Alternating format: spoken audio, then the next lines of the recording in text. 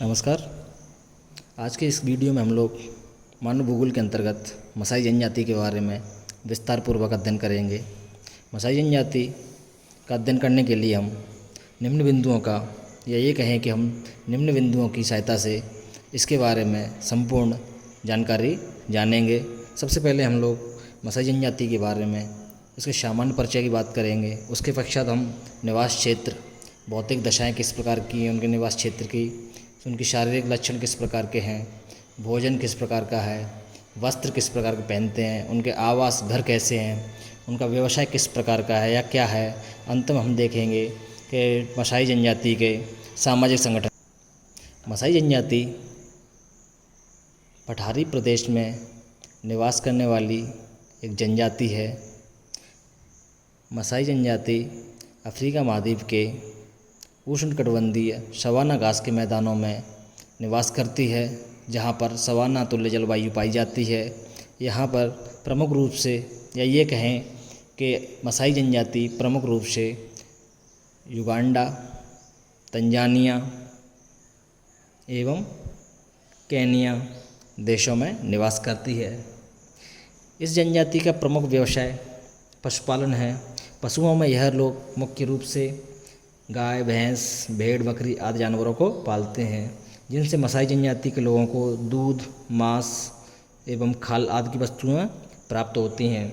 मसाई लोगों के जीवन निर्वाह का प्रमुख आधार पशुपालन पर ही निर्भर है। तो इस प्रकार सामान्य परिचय के अंतर्गत मसाई जनजाति पठारी प्रदेश में निवास करने वाली जनजाति है, जो अफ्रीका महाद्वीप के पूर्वी भाग में निवास करती है, युगांडा, केनिया एवं तंजानिया देशों में। और इनकी प्रमुख व्यवसाय या पशुपालन है, जिस पर ये निर्भर हैं, जिसमें गाय, भैंस, भेड़ इत्यादि ये पालते हैं। उसके बाद बात करते हैं हम मसाई जनजाति के निवास क्षेत्र के बारे में। मसाई जनजाति का निवास क्षेत्र अफ्रीका महाद्वीप के पूर्वी भाग में है, जहाँ पर उष्णकटिबंधीय जलवायु पाई जाती है। मसाई जनजाति के इस क्षेत्र में सवाना घास पाई जाती है, जिसकी लंबाई अधिक होती है और उसकी मोटाई भी अधिक होती है, जिसके कारण उसे हाथी घास के नाम से भी हम जानते हैं। देशों के बारे में पहले ही आप लोग बता दिया था। युगांडा, केनिया, तंजानिया इन राज्यों में इन देशों में मसाई जनजाति प्रमुख रूप से निवास करती है। जो इन देशों का जो उच्च भूमि पठारी क्षेत्र है, वहाँ पर ये लोग रहते हैं। मसाई जनजाति के अगर निवास क्षेत्र की बात की जाए तो इनका कुल वर्ग क्षेत्रफल 38,000 या 40,000 वर्ग किलोमीटर के आसपास है, जिस क्षेत्र में ये लोग निवास करते हैं। इनके निवास क्षेत्र के एक ओर विक्टोरिया झील है, तो दूसरी ओर अफ्रीका की महान दरार घाटी अवस्थित है। यह संपूर्ण क्षेत्र घाटी एवं पठारी उच्च भूमि से आवृत है। इसके बाद हम बात करते हैं भौतिक दशाओं की।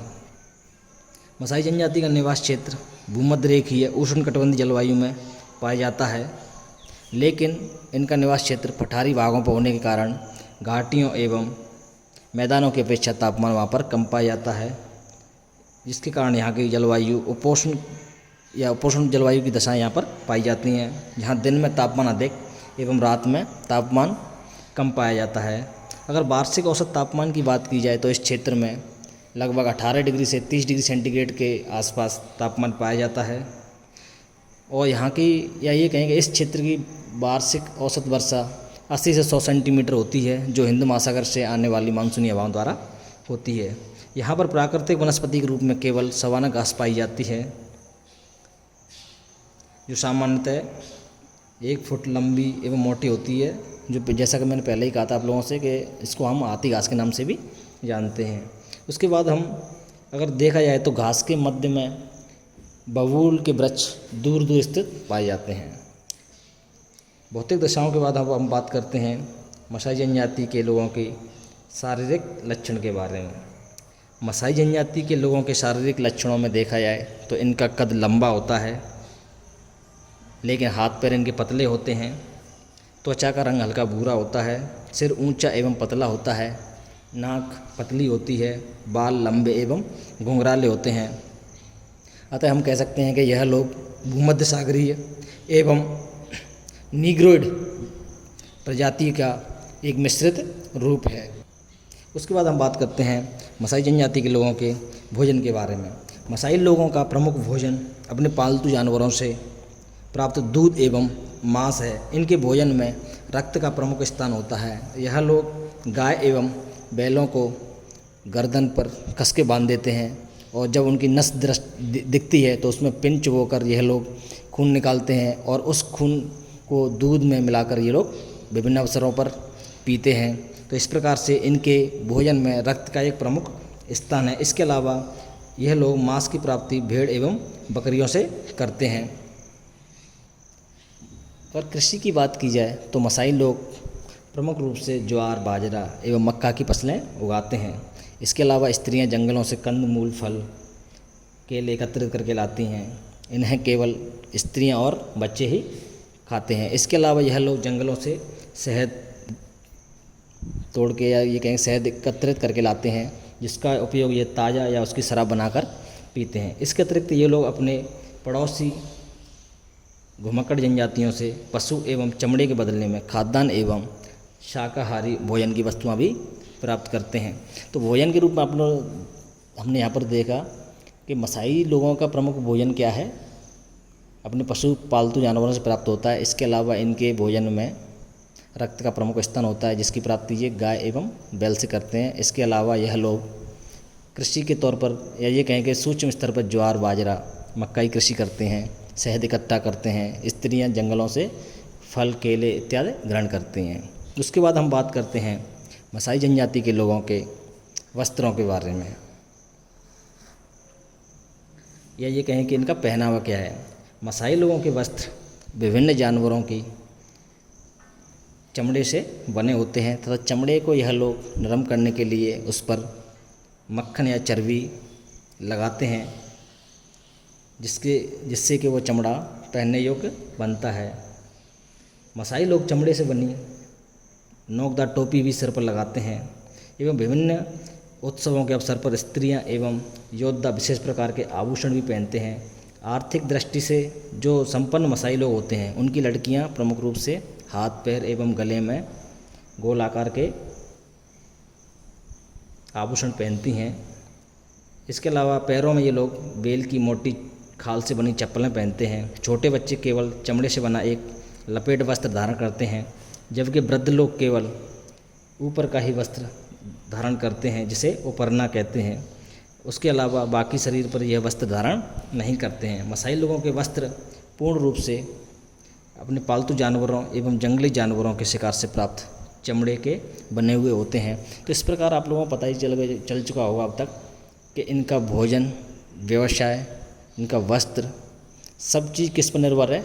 या ये कहें कि पूरी तरह से यह आप लोग पशुपालन पर निर्भर हैं। इसीलिए मसाई जनजाति एक पशुपालक जनजाति के तौर पर जानी जाती है।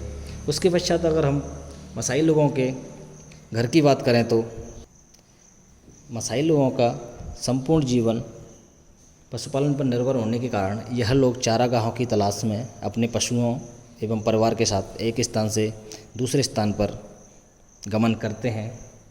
जहाँ भी चारागाह होते हैं वहाँ पर यह लोग अपनी झोंपड़ियाँ बना लेते हैं। एक साथ 40 से 50 झोंपड़ियाँ एकत्रित होती हैं, जिनकी अलग अलग झोंपड़ियाँ होती हैं। प्रत्येक मसाई परिवार की एक क्या होती है, अलग अलग झोंपड़ियाँ होती हैं। तो 40 से 50 झोंपड़ियों का जो समूह होता है उसे हम क्रॉल के नाम से या क्रॉल कहते हैं। इस एक क्रॉल के अंतर्गत 20 से लेकर 50 झोंपड़ियों का समूह होता है। यह सभी परिवार एक स्थान से दूसरे स्थान पर एक साथ मिलकर जाते हैं।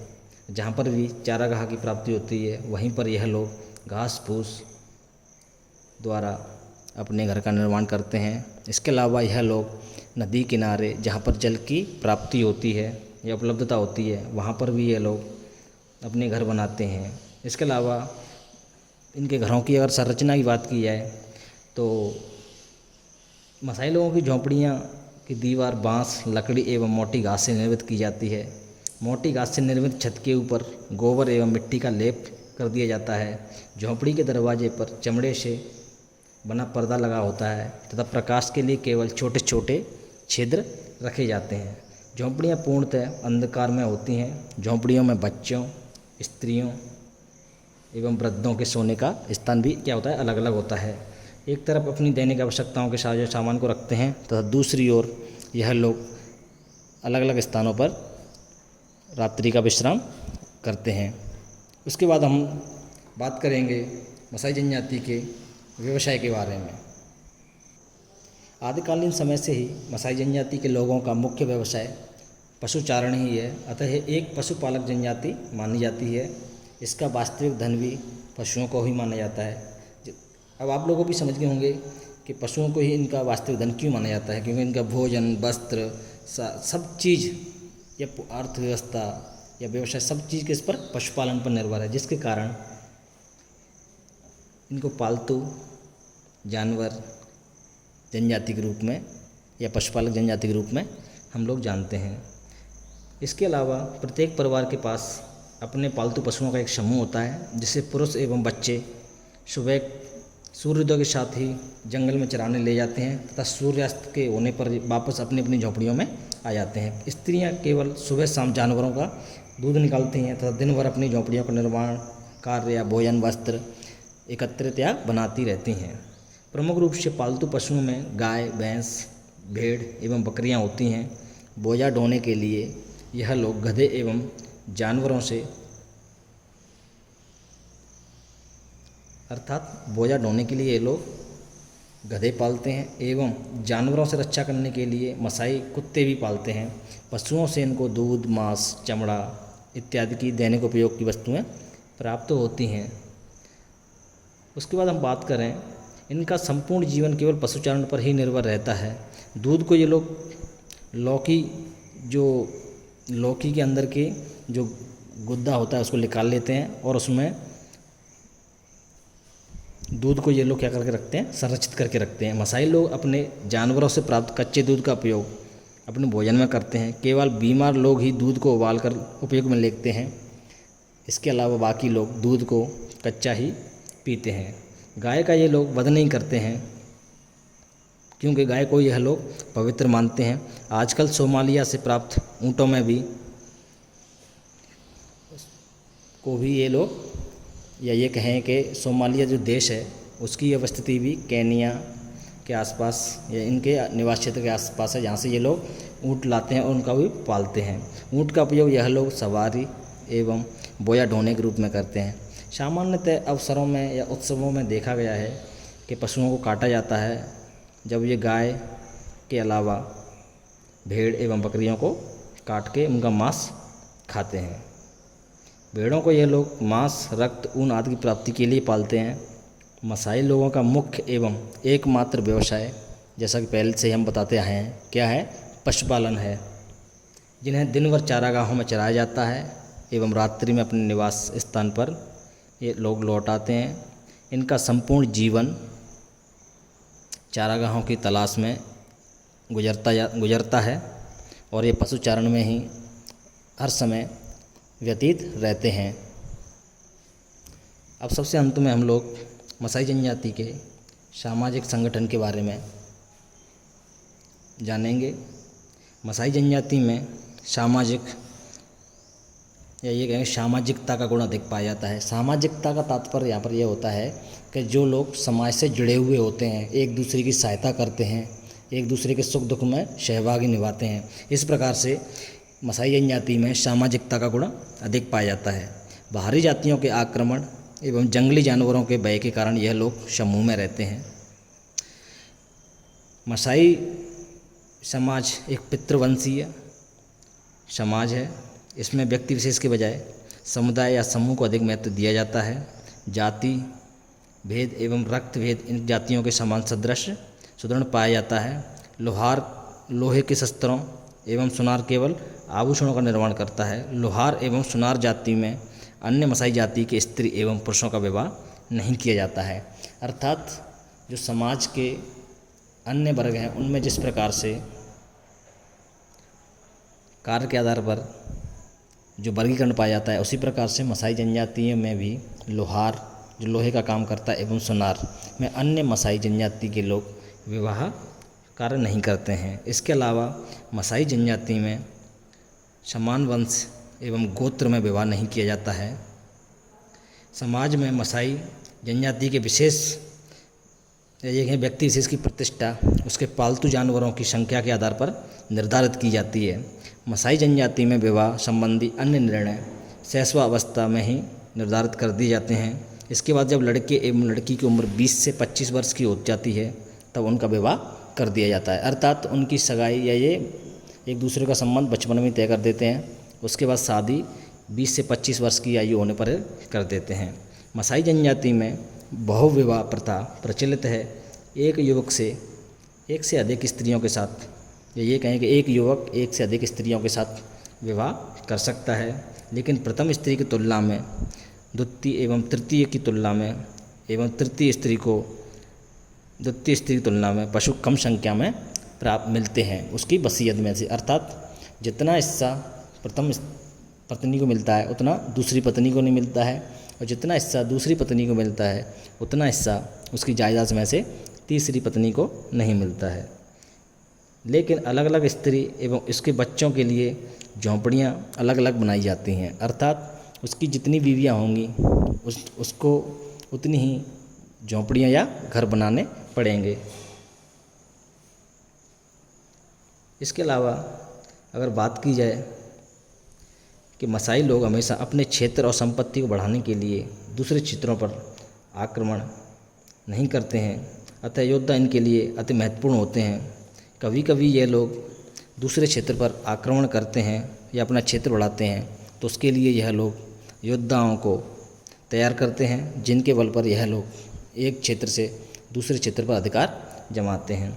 इसके बाद बात की जाए आधुनिक समय के संदर्भ में, तो शिक्षा की कमी एवं बाहरी विश्व से संपर्क नहीं होने के कारण यह लोग अंधविश्वासी होते हैं, जिसके कारण जादू टोना में यह लोग अधिक विश्वास करते हैं।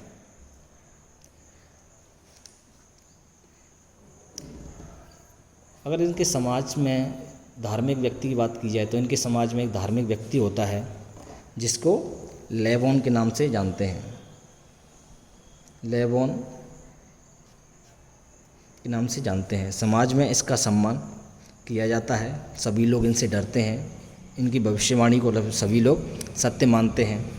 लेबोन का पद पितृत्मक आधार पर पिता से पुत्र को मिलता है, अतः यह एक परिवार विशेष के प्रभाव तक ही सीमित रहता है। उसके बाद इन जनजातियों के लोगों में जब बीमारी होती है तो लेबोन ही विभिन्न प्रकार की बीमारियों का जादू टोने के द्वारा इलाज करता है।